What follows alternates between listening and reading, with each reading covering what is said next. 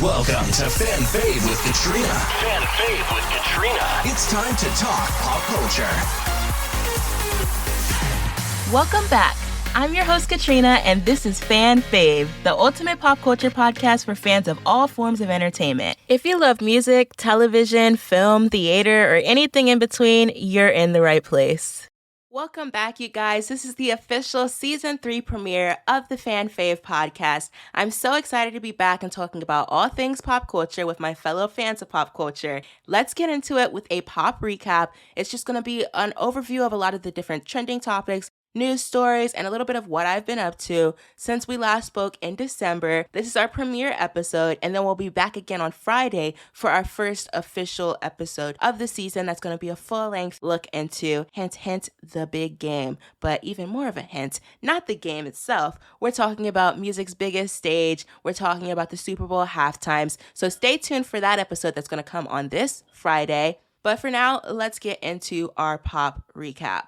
Since this is our first week back, I'll be focusing on the past week's news primarily, but I'll also chat about some of the bigger news that has kind of come out over the last few weeks since our Season 2 finale episode. Let's start by talking about the film industry. One of the things I'm most excited about is this Saturday Night Live movie that just got announced. It's called SNL 1975. It's a movie about the very first night of the comedy series. It kind of goes like behind the scenes, but it's not a documentary. It's kind of like acted out. And it's going to be directed by Jason Reitman, who's done a lot of really good movies. So I also have to kind of shout out that I'm also really excited to see Ghostbusters Frozen Empire from him, which comes out this year as well. But the SNL 1975 movie, first off, I'm just so excited for it as an SNL fan. I just love learning about the history of this show. And then on top of that, the cast is already so stacked. I mean, it has Gabriel LaBelle, who some of you, if you've watched The Fabelmans, if you haven't, go watch it because it's like one of my favorite movies. It was so good. He played the star in that, and he will be playing Lorne Michaels, the creator of SNL, in the movie. Some other people on the cast are Cooper Hoffman. He was previously from Licorice Pizza, and Rachel Sennett. If you're familiar with like a lot of her comedy stuff, most recently she was in Bottoms, and she'll actually be playing Lorne Michaels' ex-wife, Rosie Schuster. They've also started kind of like casting the different cast members from that original set, the Not Ready for Primetime players.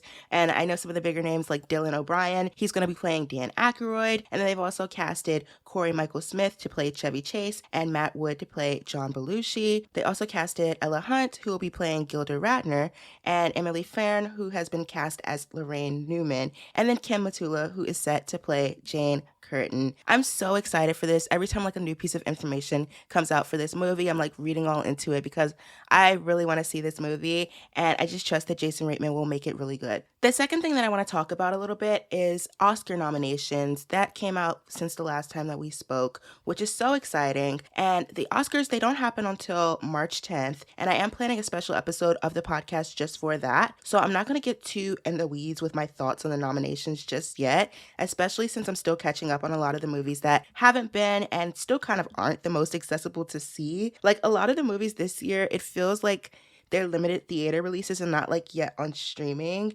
And so I'm still working that out, which I mean, that's kind of the case a lot of the time. But I think when I was living in New York, I could at least like go to a theater because they were going to have them at like the little niche theaters in New York. But in Maryland, like we only have like the Regal and the AMC. They're not sending their little indie movies down here. But hopefully some of them will be on streaming so that I can check them out.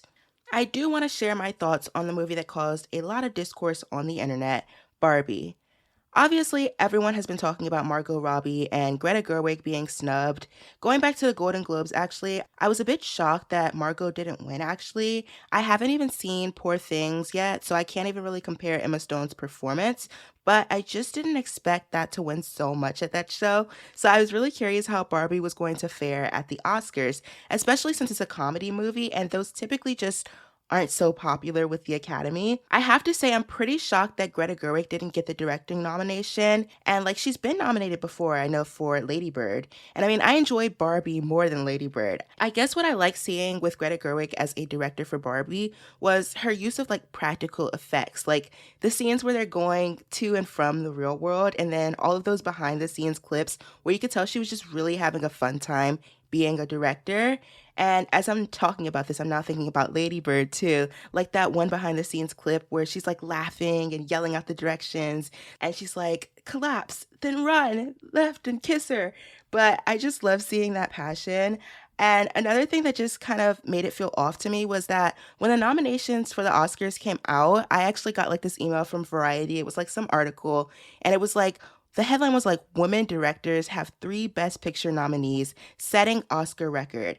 And it's like, okay, but only one of those women actually got nominated for that work. And that was Justine Triet for Anatomy of a Fall. So I don't know, it's just a little bit disappointing to see. But at the same time, I can't fully compare and say like, maybe this is just a stacked year because I haven't seen any of the films nominated in that Best Directing category yet.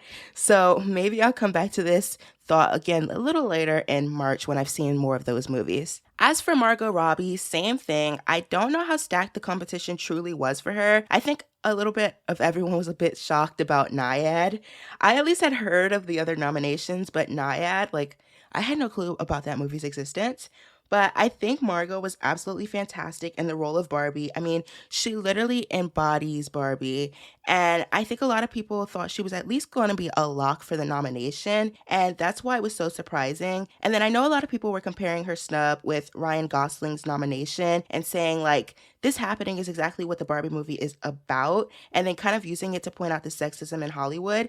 But I was talking to my friend and I was like, I think this may have been an issue with the movie from the first place, from the start. And Ryan deserved that nomination. I fully believe that he dedicated himself to that role and gave us the ultimate silly Ken. I say like it was maybe a problem with the movie because I feel like he was almost given more to work with in the movie in the first place. I mean, I went to see the movie with my mom and we were like, yeah, like Ryan Gosling was like one of the best parts. He was the funniest. And my mom, she doesn't even know these actors, so she can't like have favoritism like I do. Like I am a big Ryan Gosling fan, so maybe that was like what pushed me in that way.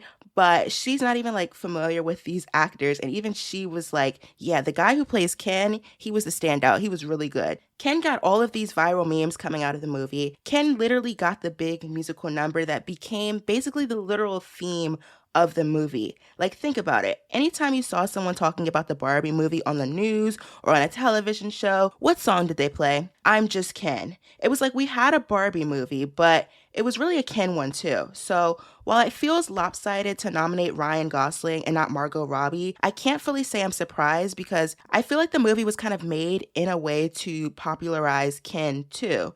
And then maybe supporting actor that just wasn't as stacked of a category to be nominated in as lead actress was. Like, I mean, you can't say that lead actress, like everybody else that got nominated, maybe wasn't deserving of that. We kind of have to take a step back and look and see, like, maybe the competition was just harder there. I don't think that Margot not getting nominated was like a bash at sexism, considering that she was only competing against other women. So that's just kind of my thoughts on that.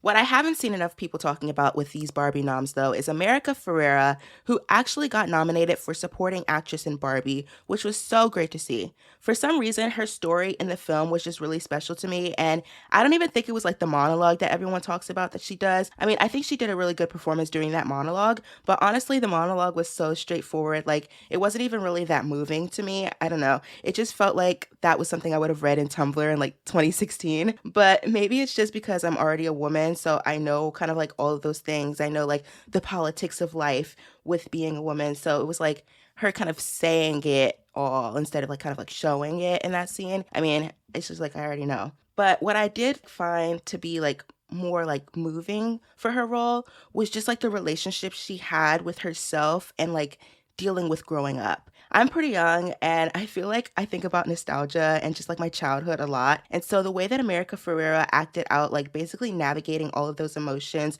with her daughter and more specifically just wanting to see her daughter like the way that she was when she was a kid and like America's character like still being very close with like the Barbie dolls because that was like one of the things that she grew up like loving playing with. Like that was her childhood. That was kind of like her thing.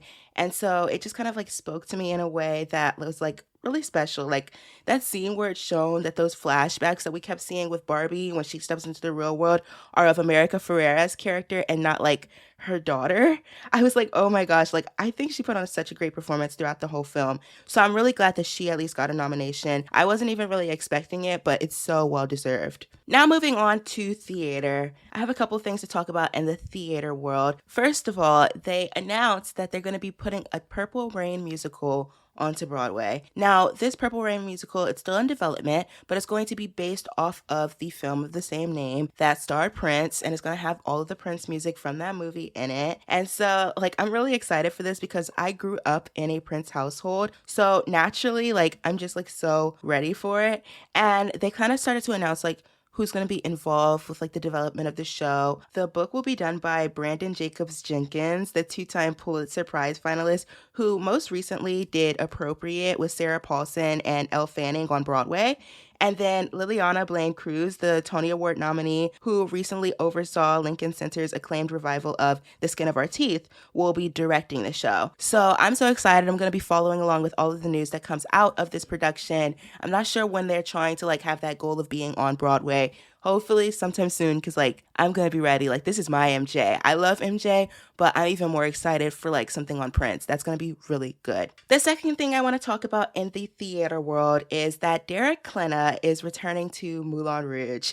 So you guys, it's been announced he's returning actually today, February 6th, and I'm so excited about this. First off, I just think it's so funny how Moulin Rouge is just like constantly rotating between like the same few actors. Like they'll like depart the show all like dramatically and then they'll come back like after like 6 months. But I really love it. I mean, Aaron Tveit came back. He was fantastic. Now Derek Klena is coming back and I'm so excited. I got to see Derek Klena 3 times in the role, I want to say, during his last couple of runs with the show. And I was actually at his earlier final show back in July of last year. I thought he was going to be done, but he is now coming back. Derek Klena is just so fantastic as Christian in this show. And so I'm just like really looking forward to seeing him perform, hopefully. I mean, I kind of put a rule for myself. For those that are like new listeners to the podcast, I like go to Moulin Rouge too many times. But this Broadway season is so stacked this year, which is like, I'm going to talk about it a little bit more in a few minutes. But like, because this season is so stacked, like, I'm just not trying to let myself see repeat shows. So I actually told myself, like, I'm not going to let myself go back to see Moulin Rouge Broadway again until the sing-along performance in August. I really want to go to that sing-along. I mean, that's something that's fresh and exciting and new. Like, they give you little sing-along books and you get to actually sing in the theater. Like, I don't have to fight my temptation anymore. And so that will be, like, so much fun in August. I'm hoping I can make it to that, and I will not let myself go back to see it before then. But I heard a rumor that Derek Klena is actually only going to be in the show until May, which now that I'm saying it out loud, that doesn't even really, I guess it could make sense, like February, March, April, May. That's like 4 months. So maybe so, if that's true, and he is leaving in May, I might have to do a rewatch for Moulin Rouge before he leaves. We'll see, because Derek Klena was the second Christian that I ever saw in the role, and so it would be very special to see him back. He has a very deep voice. I feel like out of every other Christian that I've seen, like his Roxanne is actually down an octave or a key, whatever the musical term is for it though. But he's so talented. I love how he plays Christian like as a character. Like I feel like each person plays him a little bit differently, and Derek Klena plays him in a way that's like very goofy and happy-go-lucky, in a way that like some of the actors for this role haven't been. And I appreciate that because he kind of can like understand and feel like how he acts like throughout the show, especially because of that age difference that's supposed to be there between Christian and Satine. So yeah, I really appreciate that, and I'm so excited to see that he returns to the role. The next thing that I want to talk about is Beauty and the Beast, who are going on a 30th anniversary national tour. Beauty and the Beast has announced the national tour to celebrate the 30th anniversary of the production. It previously ran on Broadway for 13 years, from 1994 to 2007, and it seems to be a very popular sentiment among Broadway fans that it's just so good and 100% should come back. And I've actually never seen a production of this show before, but I really want to. I feel like this is one that probably works really well on stage. And so I'm like really hoping that the tour will come to the DC area. Right now, the only confirmed cities are a town in upstate New York, Chicago, Illinois, and Minneapolis, Minnesota. And it's set to start next June, like 2025. And I think they're going to announce more dates, hopefully. So some people are speculating that it's actually a Broadway bound tour.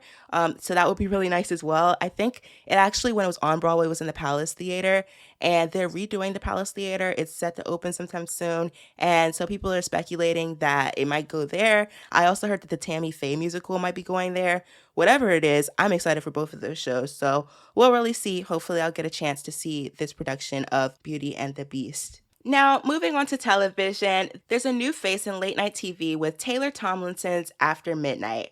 I have to say, I did watch the first episode and I didn't really like it. I don't think I'm the target audience. I think that's the problem. Like, it feels very millennial, if that's the way to describe it. It's like very based on like the internet and like just like trendy things, but I feel like the comedy isn't for me.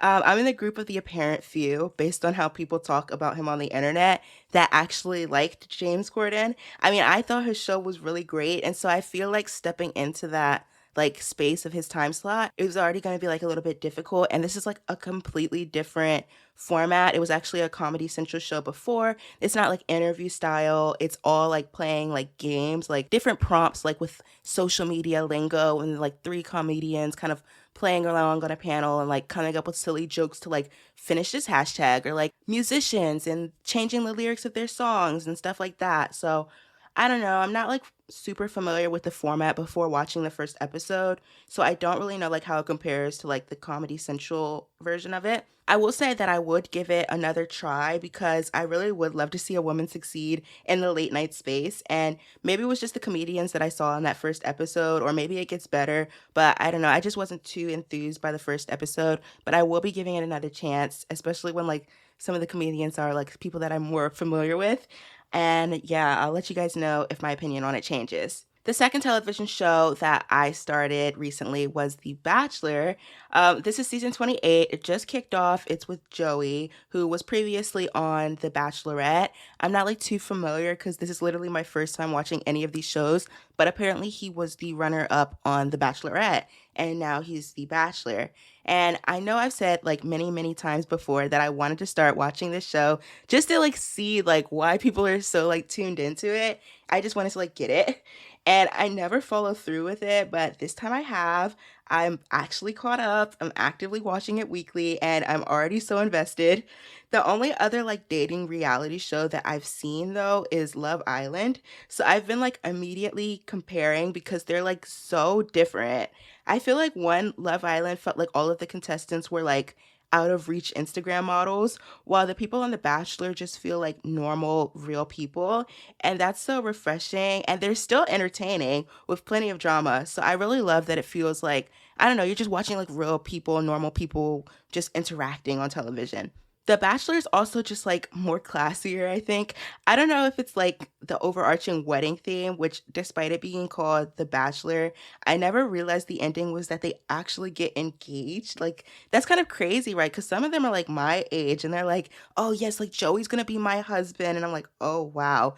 And that's also like I feel like a good thing when comparing it to Love Island though, because it's like in Love Island, some people feel like they're just there playing for the money, the cash prize at the end. Even if they say they aren't, it just seems like they're just doing like things like I'm just trying to win, like I'm going to like couple up with this person because they're like a really good fan favorite and they're gonna make it to the end. And so like I feel like it doesn't feel like love on Love Island, but at The Bachelor, it gives this feeling that it's really about love because like that is the prize at the end. Another major difference that I kind of dislike about The Bachelor is the timing of it, but I also don't like the timing with Love Island, so I'm not even really sure what I'm getting at here, but The Bachelor is weekly, and I feel like it's a long wait for episodes to come out, but Love Island is every single day, and I'm like always fighting for my life to catch up. Like, I know there's like a Love Island All-Stars that's airing right now or something like that, and I was gonna tune in because I think they pulled some people from Love Island Games onto it, and I like watching it when I have like a familiarity with like the backstories of the people on the episodes, but it's on UK time, and I just feel like it's just too much to try to catch up and keep up with. So I was like, hard pass. I'll catch up on the next Love Island USA season or something like that. Maybe later I'll also go back and rewatch it on my own time because it does seem like it's interesting, this Love Island All Stars, but the fun I feel like is watching it live with all of like the online commentary. So I don't know. But yeah, The Bachelor, I wish there was like a happy medium of like Monday, Wednesday, Friday or something like that. The episodes are longer though when they come out weekly. It kind of feels like you're watching like a full movie. They're like an hour and a half. So that's pretty fun. My one last thought is that like I just can't imagine being on this show. It just seems like so overwhelming because there's so many girls on here and people are getting eliminated off before they even have the chance to talk to Joey. And then they're like debating like the silliest drama, which is like entertaining, but like doesn't that get tired? So like I'm really curious like I know like a lot of like people that have been on the show, like they come off and they do like podcasts talking about like the behind the scenes and what it's really like. So I might like find myself doing a deep dive because I feel like it's just like a very like stressful situation to be in for like weeks. But yeah, it's entertaining. So we're watching it. It's good. The last television thing that I want to talk about is Wizards of Waverly Place, which just got announced they're doing a revival. And I was like so back and forth as news was like starting to drop about this because the first thing I saw was like David Henry's Instagram post, which was like a script. And I don't know why when I like first saw it, like my mind was like, oh, like, are they like selling the old scripts from the first series? I don't know why I thought that. And then I read the comments and they were like, oh, like you guys are back. Like it's a revival. And like I was really excited for it. And then I saw that it was going to Disney Channel. Then I wasn't as excited for it. I guess my thing is like, first of all, Wizards of Waverly Place is like my favorite old Disney Channel show. I mean, I loved watching it when I was growing up. I probably did love like the other ones just as much or maybe more like Hannah Montana and stuff. But I feel like now, like I actually actively rewatch Wizards of Waverly Place. Like I really, really love the show. Like all of the different like storylines. I just feel like it was really well done. And it's so well done that I, as a 23-year-old adult, can go back and watch the episodes and not feel like this is stupid or this is terrible. So I actually like really love Wizards of Waverly Place. And I had been wanting a revival or like a reboot or anything like that for a really long time. But I actually did a podcast episode on this in like season 1 back in like 2022, where I kind of talked about like there's two different types of reboots or revivals with these children's television shows. There's the kind that kind of goes the iCarly route, and that's also what they wanted to do with Lizzie McGuire, and take those characters and mature them and make it for that adult audience that actually grew up watching the show. And then there's the kind that goes the Raven's Home route, which is they take those characters, but they keep them at the same level they were on their original show, That's So Raven, which is a Disney Channel show that was geared to kids, and they keep it geared to kids. And that's what they're doing with Wizards of Waverly Place, which, I mean, I think it will still be great because it is being done by the people that did Raven's Home. And I actually think that Raven's Home was really well done. It's just that I would prefer if it were like more geared to adults. Like, I think it would be a lot more fun if it was like geared to adults. But I still will be tuning in. That was just like my first like little disappointment. And then I got excited again because Selena Gomez is going to be involved. And obviously, like, Alex Russo was the big, like, fan favorite character. I mean, she's so funny in that role. And so Selena will be appearing. She'll be appearing as a guest star. So she won't be, like, actively and regularly, like, in the show. But she's going to be in the pilot episode. And because she's producing it as well, I think there'll be, like, room for her to kind of, like, pop in as, like, a special guest star every once in a while. But the show will actually be about Justin Russo, which a lot of people also complained about, but I have like no problem with. I think that Justin is also like an equally interesting character. I think a lot of people liked Alex because she was just like this out of pocket, like very against the rules, like just silly character. But I think that Justin will kind of provide like an interesting spin, focusing in on him. And it's about like him, I think, like training up a young wizard. Like I think he has kids in the show, but it's not like directly about his kids. It's about like Wiz Tech kids or something like that. But I honestly, like, I'm really excited for it. And being a big fan of Wizards of Waverly Place, like, I just cannot wait to see it. I'm like, again, like, I'm following everything about this production, watching it step by step of the way. And then I'm just, like, curious, like, who else they'll bring back along the way. Like, maybe Bridget Mendler as Juliet, especially since it's focused on Justin Russo. I think that would be great. We'll just see. Like, I'm just so into it. Yeah, so I'm really excited for this revival, reboot, whatever you want to call it. I think it's more of a revival, but yeah, it's going to be so good. So for music, I'm just going to talk about the biggest night of music, the Grammy Awards, which just happened because there's so much to talk about that alone. So we're just going to focus on the Grammys, which happened on Sunday, February 4th, just 2 days ago if you're listening on Tuesday. And I just want to talk about like the performances. I mean, Dua Lipa opened the show and she opened the show with like such a like cool like stunt performance. I know Trevor Noah came out and was like, I'm never gonna look at scaffolding the same way. But the way that she was like on that cube, I was like, that looks so much fun. And then she also like it was just like so refreshing to see her dance like good. I know like people made fun of her a lot, like in her early days of her career, like, oh, like she can't dance, but like look at her now. Look at her now. Like she is killing it, okay? And then I also really enjoyed SZA's performance. It just looks so cool with like the stunt work for Kill Bill. And I was like crying laughing at Phoebe Bridgers' face when the Kill Bill stunt person just like jumps up on her table and is like waving the knife around like so close to her. That was like hilarious to see. That should be like totally a meme on social media. Miley Cyrus absolutely killed it. I think she was my favorite performance of the night.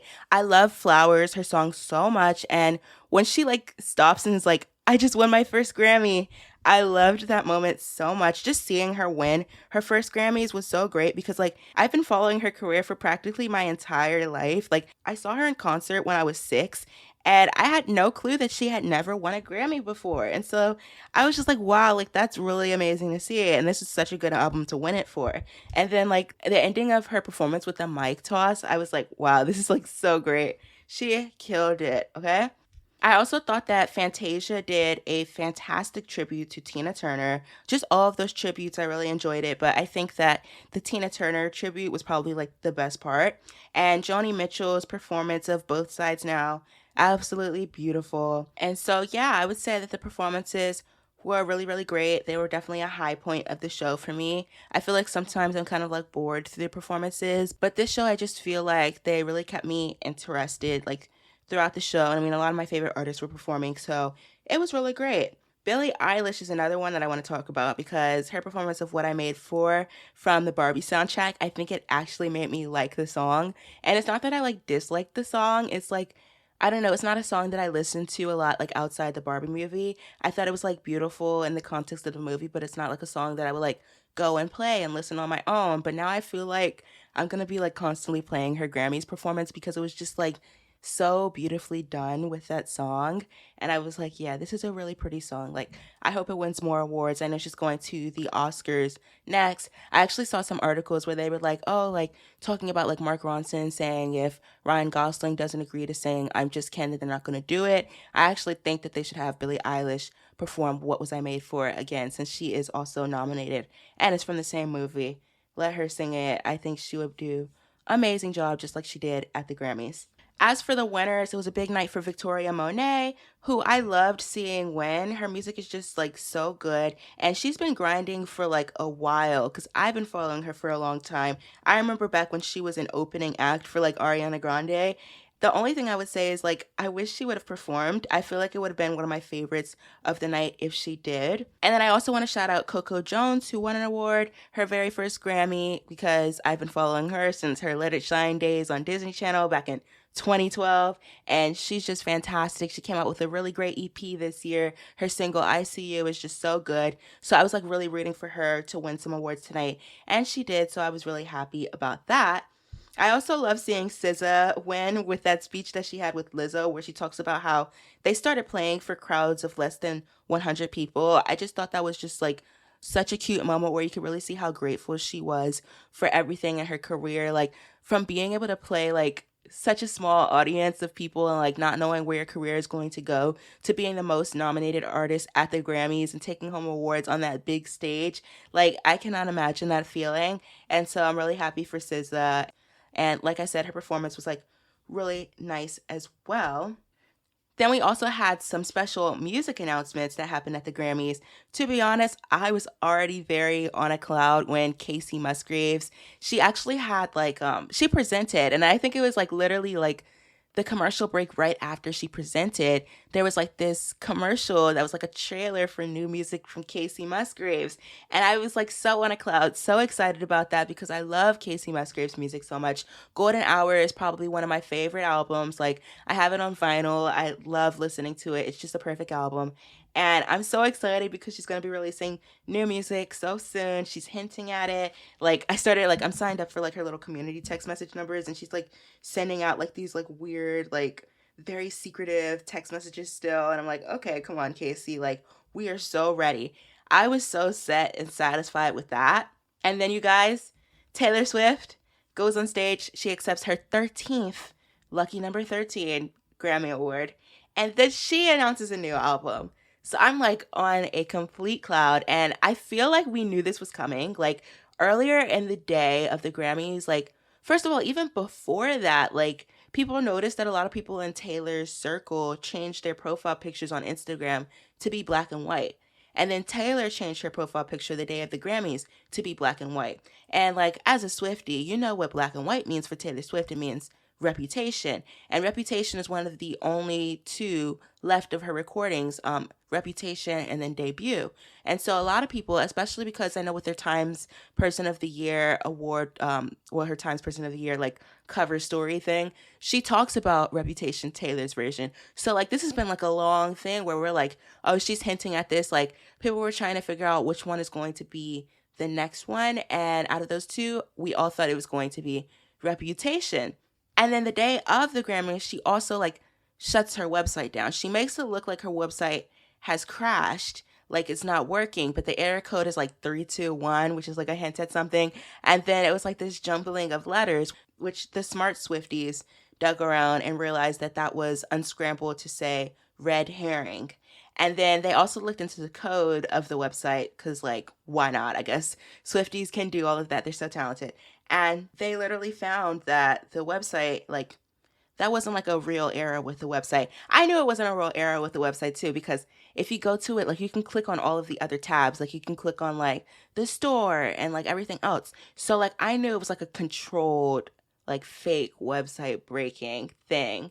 And so I'm like sitting on Twitter, like actively refreshing, like the Swiftie that I am, trying to figure out what Taylor is doing. I'm like watching the red carpet, waiting for her to show up, because I just knew she was wearing black and white for Reputation. I just knew she was going to announce Reputation, Taylor's version, tonight on that show. And then she comes, and you know what she says? She says there's this new album that she's been working on for 2 years called The Tortured Poets Department. And I like just about lost my mind, because that's what she meant when she put the like scrambled up phrase saying red herring on her website. She fooled us all into thinking she was releasing Reputation, Taylor's version, a re-recorded album, and she's actually giving us completely brand new music. I was like so hyped. Like, I cannot wait. Her new album is coming out in April. I'm so excited. And then I'm also curious how this is going to affect her upcoming Eras tour, because her Eras tour covers all of her albums. And so now, like, I'm going in October. Like, are we going to get to hear these new songs from this album? Like, I'm so on a cloud about this. Like, new Taylor music is coming. So excited about it. Now, I have to talk about one of the most controversial moments of the night. It's also one of the most talked about things that happened at the Grammys, and that's when Jay-Z went up to accept the Dr. Dre Global Impact Award. He went up and used the acceptance speech to criticize the Grammys and question their credibility, because his wife Beyonce is the most awarded artist at the Grammys, but she has never won the coveted Album of the Year trophy.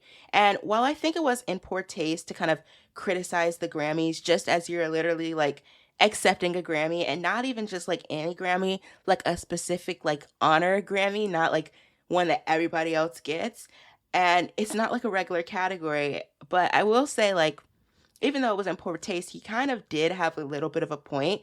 Like, I was really shocked when he said that, because I had no clue. Like, Beyonce has like 34 Grammys and she's never won Album of the Year. And then my mind like immediately went back to like 2015, I think it was, when she released that awesome like self-titled visual album and she didn't win Album of the Year. I think it went to Beck. And I remember that being like, that was probably like the very first like Grammy snub that I can remember like like everyone being like mass outrage on social media about. Like that's like if I could think of the earliest one, that's the one that I think of, like just like remembering like being there, like being on the internet when that happened.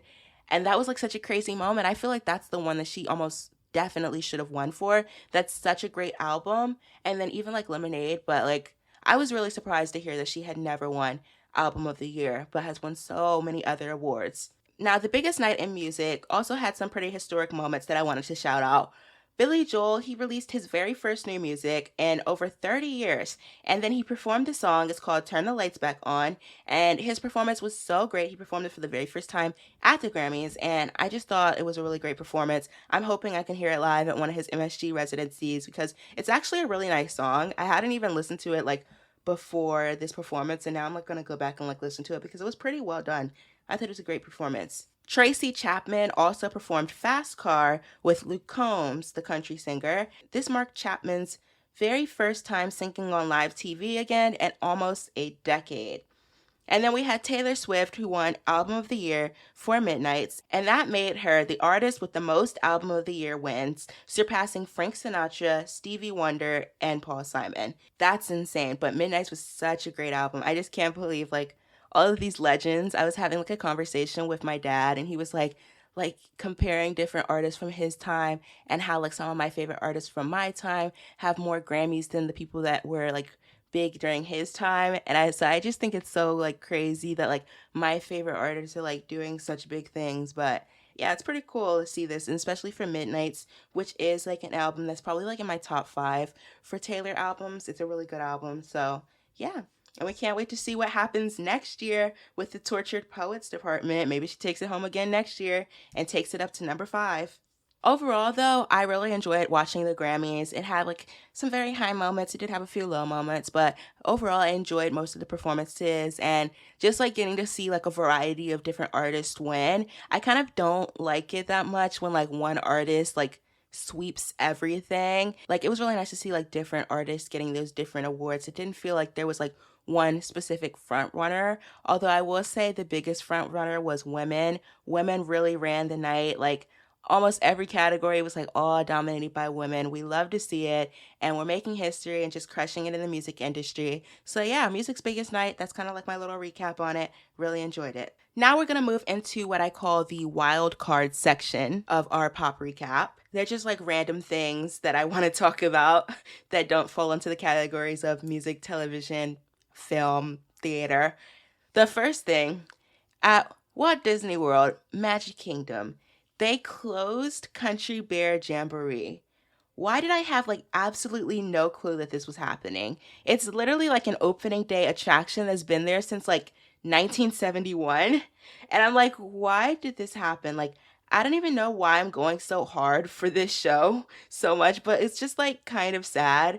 I saw it when I went back in June of last year, and I didn't even like feel pressed to see it again when I went back to the parks in December. I don't know, but it was just like so rusty dusty. It didn't even make it through the entire closing day, which is crazy. Like the show just broke itself. Like it shut down on its own. So I guess it was just on its final days. And so they didn't even get to finish the closing day with like the amount of shows that it was supposed to have. And I have to say though, there was a really cute video out there of like the Disney employees like saying goodbye to all of the guests as they're like leaving the show because it broke down. And they're singing the Country Bear songs, which I just think is so cute. Like I love like seeing like those moments when I'm like in the parks and seeing how passionate the Disney cast members are for like just working in the park. The fact that they just had those songs like memorized and they were singing it so joyfully. It's like they're closing the attraction. I'm sure that was such a special moment for those cast members. It was such a nice TikTok video to see. Now, staying down in Orlando, Florida, we have to talk about Universal Orlando, who is finally unveiling details about their Epic Universe park. I have to say I'm a Disney girl through and through, but this park may convert me over to being a big Universal fan. It's this huge expansion that's happening to the Universal Studios park that's set to open in 2025. It's popping up like so fast, and the big park is going to have like 5 different worlds. So I was just going to like run down and kind of tell you guys a little bit more about the details of this park. We have Celestial Park, and then we have the Wizarding World of Harry Potter. We have Super Nintendo World, and then we have a How to Train Your Dragon Island. and then Dark Universe. Now, for me, like, I'm super excited to kind of like check out these lands, but I have to say, like, what I'm most drawn to is Super Nintendo World, because they've already opened the Super Nintendo World in Tokyo, Japan, and then they opened the one in California. And obviously, like, I have not been able to go to either of those, and I've been like just waiting and waiting and waiting to be able to go to the one in Florida, and it's like almost here next year. Super Nintendo World just looks like so cool at the other parks, so I can't wait to be able to go visit it myself. And then I'm also very excited for Dark Universe. It's actually, well, I'll read the description. It comes from the experiments of Dr. Victoria Frankenstein to a shadowy landscape where monsters roam. Dark Universe is a world of myth and mystery. And I know it sounds like creepy, but I think it's like actually pretty cool. So it's gonna be like, it's almost like a villain park, which I think is pretty different. But like instead of villains, it's like classic, like monsters from like the classic times, like Dracula and like Frankenstein. And I'm just like really curious, like what they're going to do with that. I think it's like a very creative theme to have in a park. And so I'm really excited to see that as well. When I do eventually go to Universal Epic Universe, I will take you all with me, and like maybe we'll do a ranking of all 5 lands in the new park or something like that.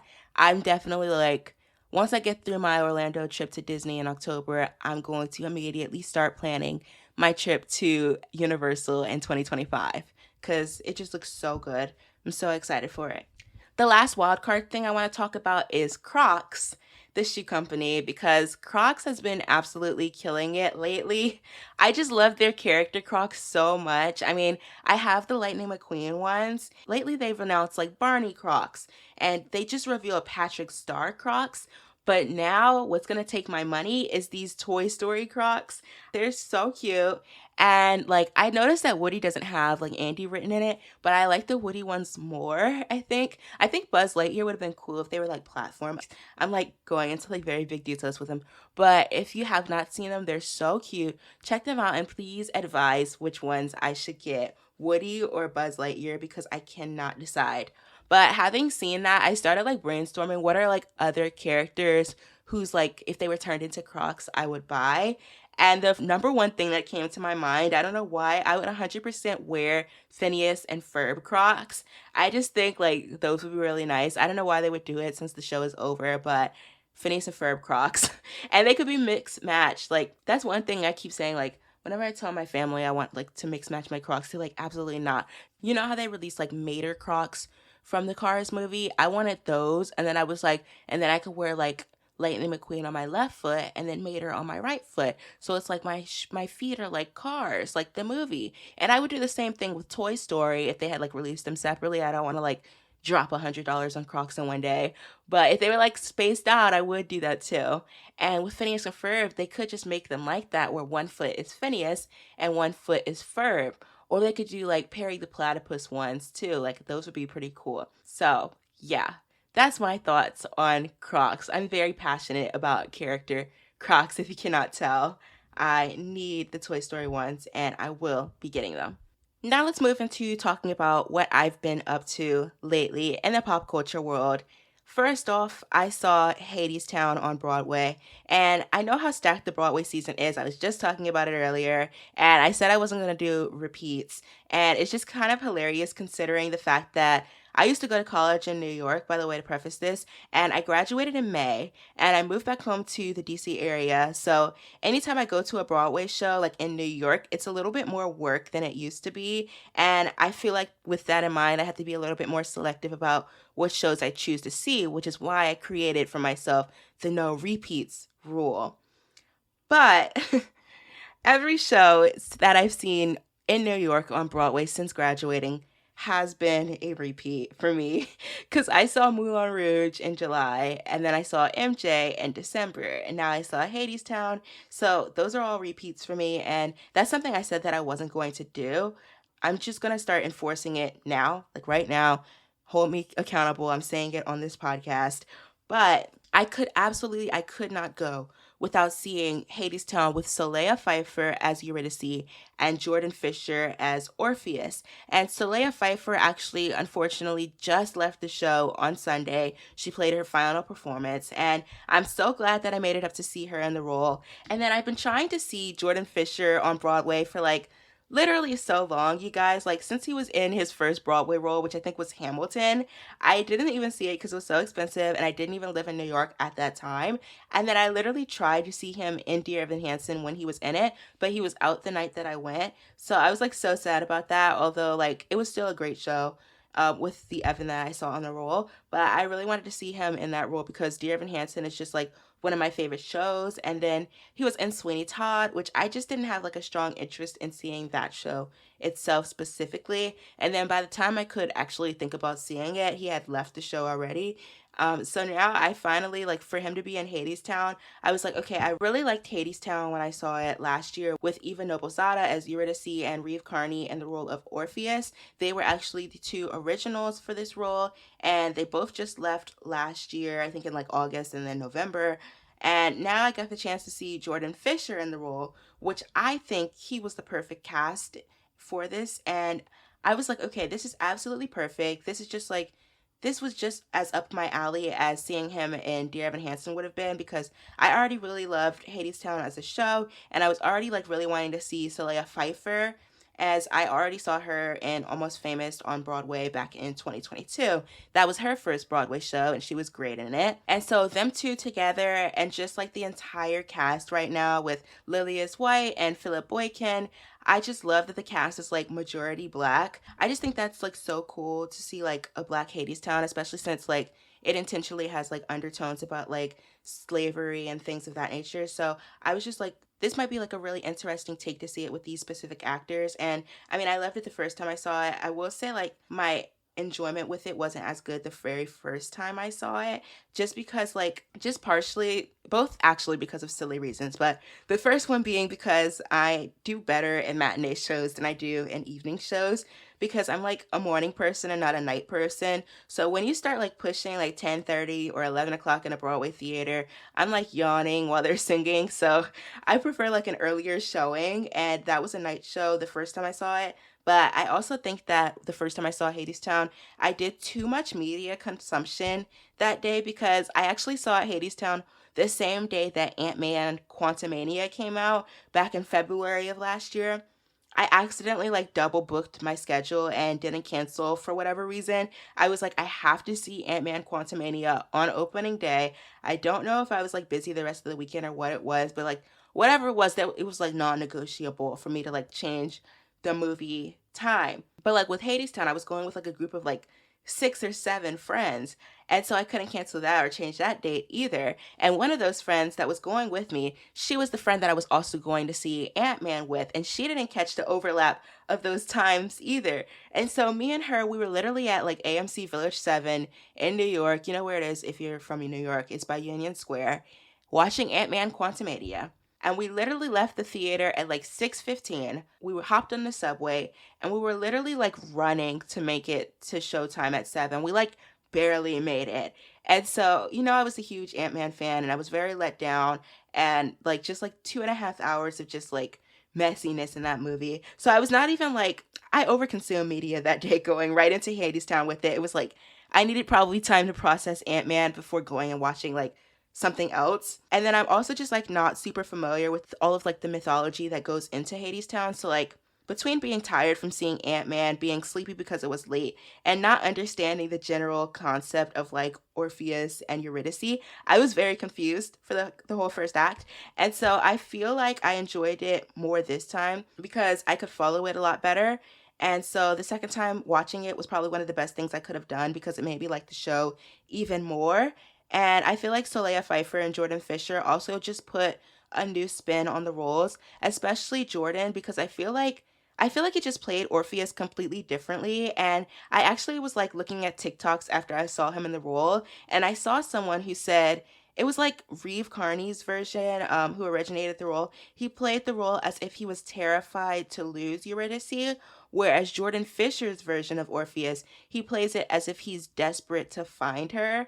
And I feel like that's just like the perfect description of those differences. I mean, like Reeve, he plays like a more softer Orpheus. I feel like you really see like the hope that Orpheus has for the world and like just like the naive nature of his character, whereas Jordan plays more of like an Orpheus that's like, he is naive, but he's also like desperately in love with Eurydice, and like in a very much like, I feel like you feel the tension that he would do just anything to keep her and anything to get her back. And so Jordan, he's also just like such a good dramatic actor. I mean, if you've seen like Liv and Maddie, for example, I don't know why I'm bringing that up, but he was acting so hard in that show. Like, he was going crazy for Disney Channel. He's just really great. And one thing specifically that I found was different between Jordan Fisher and Reeve Carney is that I feel like when Reeve sings a lot, he sings on like falsetto. Like I said, he plays like a more softer Orpheus in my eyes. And Jordan, I'm specifically talking about like the laws that they sing, like the epic song, the la. I can't sing, but you know what I'm talking about if you've heard any music from the show. It's like a running phrase that they consistently sing throughout the show. And yeah, Reeve Carney, he sings it like very softly, very like light, almost like he's flying on feathers. But Jordan Fisher, he belts that out. Like, he belts the laws. And I was like so like surprised for it. Like, he just goes for it. And I'm telling you guys, like, if it's true, his performance of If It's True, like, literally changed me. It was like one of the best things I'd ever heard on a Broadway stage. It was phenomenally done. I always joke with my friend because I always say that like El Tango de Roxanne, that's like the ultimate song that I see in a Broadway show that just like makes me completely lose my mind. Like, it's the best thing I've ever heard. If It's True literally did that for me. Like, this time, like, it was so mind-blowing. And I know Hadestown has legally posted a clip of Jordan singing it on TikTok. So if you want to hear it, like, I would definitely recommend checking that out or just going to see it because it was so good. Also, Saleha Pfeiffer's Wait For Me reprise absolutely blew me away. It was absolutely flawless. She's just like so vocally strong, and she shined in such a moving and emotional way where like I just really loved her performance as Eurydice. So yeah, I have just not been able to stop talking about Hadestown with them two specifically. Like, it was honestly the best thing I've ever seen, and I wish that Saleha Pfeiffer wasn't leaving, but I think she might be going off to another show, which is exciting because like, take her talents wherever. She's fantastic. But this duo of her and Jordan Fisher, I could see it like a million times. Like, I left telling my friend, like, this might turn into my new Moulin Rouge. Like, I might have to see this 10 times. Not really, I'm joking, but it was that good. The next thing that I was up to was I actually just Sunday, the same day as the Grammys, I saw Tick Tick Boom at the Kennedy Center. This was such a highly anticipated production for me. And what I didn't know, which is actually pretty cool, before going, I found out that it was actually Jonathan Larson's birthday when we saw the show. And so I just thought that was cool because, I mean, a big part of the show is his birthday. I mean, it even ends with him playing Happy Birthday on the piano. So I thought that was so cool and unexpected that it was like actually like it was Jonathan Larson's birthday. But this production was directed by Neil Patrick Harris, and then it starred Brandon Uranowitz as John, Danae Benton as Susan, and Gray Henson as Michael. It also had like a fuller ensemble of like 3 to 4 additional cast members, which is pretty notable considering that typically it's only 3 cast members in a production of Tick Tick Boom, and I thought the ensemble was very well used in this production. I had a really fun time seeing this show though. I really loved like the 90s vibe, and it kind of reminded me of The Collaboration, the play that was on Broadway following Jean-Michel Basquiat and Andy Warhol, because there was just like some similarities with like the production style, like the 90s music pre-show playlist, and then just like the use of the VHS camera to project what John was doing onto the screen. That was done a lot in The Collaboration as well. So it just kind of gave me like the same vibes, which was really nice. I will say, just to like start with the negative and kind of move up, it's not even really a negative, but I will say I was waiting for Boho Days and it never came, but that was okay because I also heard songs that I hadn't really heard before because I've mainly I've never seen a production of it, and I've seen the movie and they cut some of the songs from the musical in the movie. But I was just ready for like that boho days. You know, I had that memorized still. Let me see. Anna, Max, and Jonathan, and Carolyn, and Carrie, David, Tim. No, Tim was just a guest from June to January. I was ready to see that. It was going to be good. But other than that, all of the songs, all of the music in it is all still in there. And it's just so well done by these three. My favorite numbers, if I had to shout them out, were Sunday. I feel like the stage design was pretty minimalistic, but the way that they did Sunday was like very cool with like the little stools and everything. Like I said, there's an ensemble and it's just like used very well in a way to like almost like illustrate what John is singing about a lot clearer. And then I also really loved the performance of Real Life, which Gray Henson absolutely floored me with this performance. And everyone agreed. Somebody in the audience literally audibly said, wow, when he finished. And like, that's exactly what I was thinking. Like, wow, like he was fantastic. And I think I was even more surprised because I have seen Gray Henson on Broadway. I saw him in Shucked last year. And like, I feel like he didn't have like a show-stopping number like that in Shucked. So like, obviously, like I knew he could sing, but like, he never had like a song where I heard him like belt like that. Like, it was fantastic. And then also like Danae Benton, like she absolutely killed Come to Your Senses. Just like flawlessly beautiful. I felt like everybody was like, just like, the applause was so long. I felt like everybody was like on the brink of giving a standing ovation to that. And if they did, like it was so deserved. Like she absolutely killed that performance. And then I also really found the performances of Sugar, Therapy, and No More to be a lot of fun too. I had been a fan of this show for a while, since like 2021 when the movie came out, that like I was obsessed with it. Like the soundtrack was like playing on repeat for me. And I never knew like if I would have the chance to see a production of it because I feel like it's not something that's like done regularly. So when it was announced that it was coming to the Kennedy Center right here in my home of DC, I was like, I must be there. And I'm so glad I made it to see it because I had such a great time. It was phenomenal. And I actually was there on the last day of the show, so it's now closed, but I would love to see more if they wanted to like do a little cast recording or something like that, you know? So the last thing I want to talk about in this like what I've been up to section is Olivia Rodrigo's Guts World Tour. Because guess what, you guys? I finally got tickets. Basically, Ticketmaster, they released more seats and I got an email like, oh, like you're off the wait list, go get the tickets. And like they were literally like, they sent the email like, oh, the tickets are out now. So like you literally had to just be like on your phone. I think I was just like on my lunch break, like doom scrolling on my phone, like constantly like refreshing my emails just for like no reason, but just to do it.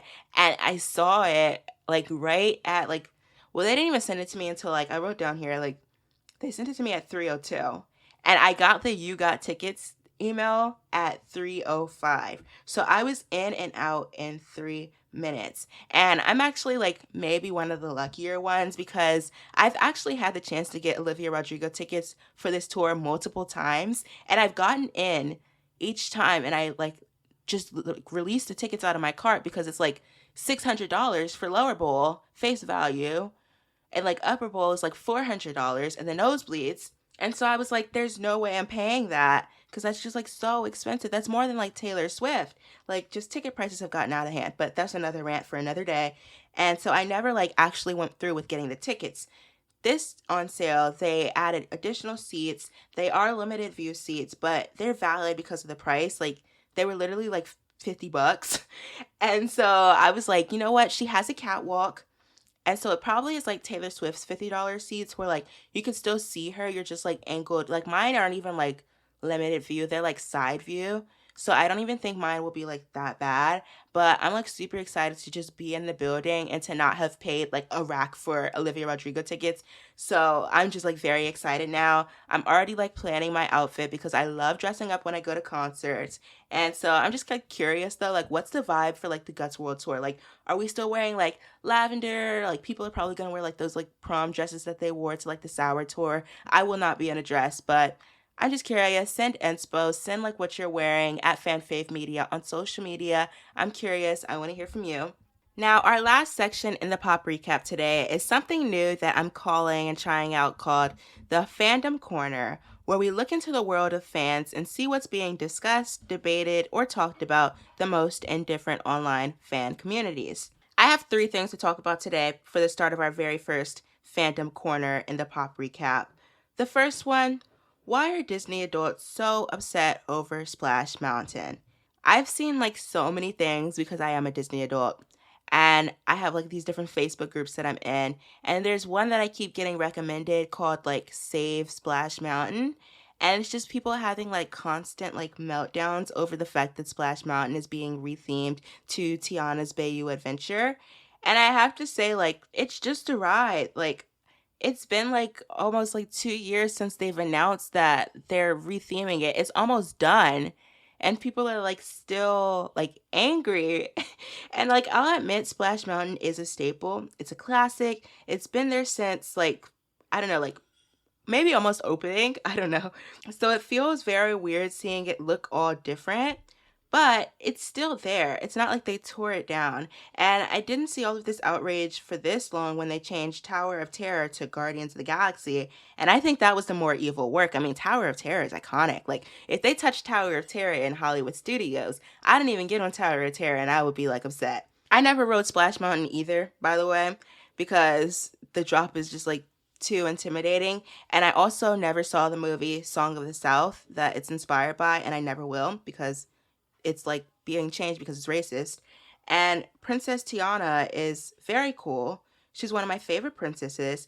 But I will say like one disappointment that I have with the ride is that it's being like the whole storyline of the ride, it takes place after the events of the movie.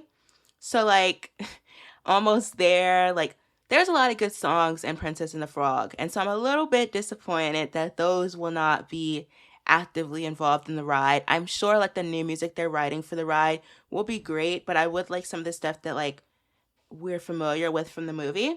But maybe this is also a good thing because like Princess Tiana, she's like a frog for the whole movie. So like in the ride, like she won't be a frog. So that's good at least. But I kind of want some of the old music, you know? I know somebody like said that it would have been like so iconic if on like the lift hill going up to that final drop, they played like the song from the villain, like the Are You Ready? That would have been good. But they're not because guess what? He's like dead from the movie. He dies at the end and this takes place after the movie. So how would he be able to sing the song? So yeah, I wish they would have some of the older music, but it's okay. I just like wish that people were a little bit more open to like the change of this ride. I mean, all of the mechanics of the ride will literally be the same. All of the drops will be the exact same. And they might even like reuse animatronics since like the Song of the South and like all of the stuff that inspired it. Those are like wildlife animals and like frogs and stuff. So they could just like repaint it and that could be like a little Easter egg for y'all that are like missing the original. So you don't even know yet. Like you haven't been on the ride. Like, let's be open to it. Disney has rethemed things before, and there hasn't been this much of an outrage, so I just don't get it. Now, while I'm defending the retheming of Splash Mountain, I have to say, I cannot defend if they close down Pecos Bill for Tiana's Place. See, Pecos Bill is one of my favorite restaurants in all of Magic Kingdom, and it's right next to Tiana's Bayou Adventure, where that will be. And Disneyland California Adventure, I mean, if you watch The Princess and the Frog, the whole movie is about her wishing to be able to open up her own like Southern style food restaurant, and she does in the end. And so, and Disneyland California, they opened up their own like Tiana's Place, their own version of that restaurant. And now people are speculating or spreading a rumor that Pecos Bill will be closing down to place Tiana's Place in its place. And you guys, I cannot stand for that. I cannot. Pecos Bill has the best strawberry slushie. Their nachos are so good. It's my go-to. I cannot, like, I will not be able to do anything if they literally get rid of Pecos Bill. And then my thing, like, I don't know why, but I thought, like, Tiana's Place was soul food when I was a kid. I was, like, 8 when it came out, so, like, I'm thinking, like, Southern soul food, like fried chicken, mac and cheese, collard greens, potato salad. And so, like, if you look at Tiana's Place in California, it's, like, it's not that food. So I was disappointed reading the menu. And then my friends who are also Black and know Southern food in California, they tried the restaurant and they said it's very underwhelming. So like hashtag save Pecos Bill, because if Tiana's Place isn't even going to be good, like do not tear down my favorite restaurant for it. So yeah, or build Tiana's Place somewhere else, like on the other side of the ride. I don't know what else there is like to put it, but Don't get rid of Pecos Bill. Please, Walt Disney, please. The second thing I want to talk about is Taylor Swift, because I feel like it's just like a general thing with like Taylor Swift and the NFL and sports fans and the general public. Maybe this is something that could be like a much fuller rant, but I won't even go like that deep into it. But I just feel like in the wake of the Chiefs going to the Super Bowl and people like joking or seriously, genuinely believing that the NFL is rigged because they want Taylor to go and attend the Super Bowl or whatever the conspiracy is, like I just wanted to talk a little bit about it, or just like pose this question to my fellow Swifties out there listening to this podcast. I'm just curious because I recently rewatched Miss Americana for the first time since it first came out in 2020. And it's just kind of like insane to me that a lot of the things that she talks about or is like just like talking about in that documentary, it's almost like happening again today. And it like I feel like it got better. And now it's like going back to like where it was in that documentary. And it's like all of the talk where it's like all of these montages in the movie where they're like news reporters and they're talking about Taylor. And she's like, it seems like everybody just wants me to go away. And then she talks about how like nobody physically saw her for a year. Like it just seems like they're doing that to her again, like the way people complain about like, oh, the NFL shows her too much and all of this and all of that. It's just like people are tired of hearing about her and seeing her and just like annoyed at her, and they're taking it out on her, which I just think is very weird behavior considering it's not even Taylor that's doing any of this at this point. Like it's like the news and the internet. Like Taylor is literally just going to football games and supporting her boyfriend. She's literally just in the private VIP section and enjoying the game like everyone else. She's not like going out there and doing anything. She's not asking for the cameras to be put on her to give her attention. People are talking and that's giving her attention, and people are hating on her because people are just like talking about her, and she has like no control over that. And I just think it's very interesting. I don't know, like just let her be. She started dominating the industry heavy and people are back to hating again. So I was just like curious, like what are you guys' opinions on this? Like this whole thing with like the NFL and like Taylor. Let me know. I want to hear from you guys on social media. My third and final thing for the Fandom Corner today is IJBOL. It's a new internet acronym to say, I just bust out laughing. It's not really an internet debate, but what happened is I saw someone on Twitter make like this whole like thread to the point where I think most of it was satire about the usage of IJBOL and like how unrealistic it is. Like in what scenarios do you even bust out laughing? Like isn't that like an embarrassing like amount of laughing to be busting out laughing? Would you ever like bust out laughing in public? Like it was just like a very long silly Twitter thread that everybody was like joking about, and it made me think about it because I'm like, me personally, I'm just curious how people use it, because I thought it was like a foreign language thing for the longest time. Like if anyone remembers like Scopa to Mana, like that Twitter trend, I don't even know if I'm saying it correctly, but like I still personally, like I didn't think it was like an acronym because I also feel like people use it in so many different ways. And so like I just have to say I still prefer a little good like LMAO or even like LOL. Those are timeless. I don't even think I've ever used IJBOL, and I'm not sure if I ever will like have it fit in my pattern to be used. Like it just lacks cohesion. When you type it on the keyboard, they're not even near each other, and it just doesn't even look like comfortable to type. So I know it's like a silly little commentary, but like, do you use IJBOL or something else? Let me know on Instagram. I'll be posting a fan poll to my story, or you can DM me your thoughts, and I'll share the results on next week's episode. That's it for a pop recap today. As you can see, there's a lot of things that happened since we last spoke, just in my life and also just like in the entertainment world. And I'm so excited to be back and to be able to talk with you guys and just talk about it all. Each week on this podcast, we're going to be talking about the trending topics as well as just like whatever is on my mind about the industry right now. So I'm so excited to get into it. Seasons 1 and 2 of the podcast have been quite the journey, and I feel like we're improving with each season, and so I'm just so excited for the rest of Season 3. Fan Fave is all about the pop culture things we all love, so like I said, it only makes sense to return during the month of love. Happy February. I'm so excited to be back. I want you to be part of the excitement. Follow along on social media at Fan Fave Media everywhere for the latest updates, additional video content, and vlogs for my entertainment adventures, and chances to get involved with the show. So get ready. This is Fan Fave Season 3, and we'll be back on Friday with our special about the Super Bowl halftime performances. That's all for today. I hope you enjoyed this episode. If you did, tell a friend and make sure you let me know by leaving a review and following the podcast. As a reminder, at Fan Fave, it's all about the love for entertainment and the joy of being a fan. Fan Fave is active with even more content on social media, so make sure you don't miss anything. It's at Fan Fave Media everywhere. So connect with me because I want to hear from you, my fellow fans of pop culture. I'll see you next Tuesday when we'll dive into another aspect of pop culture.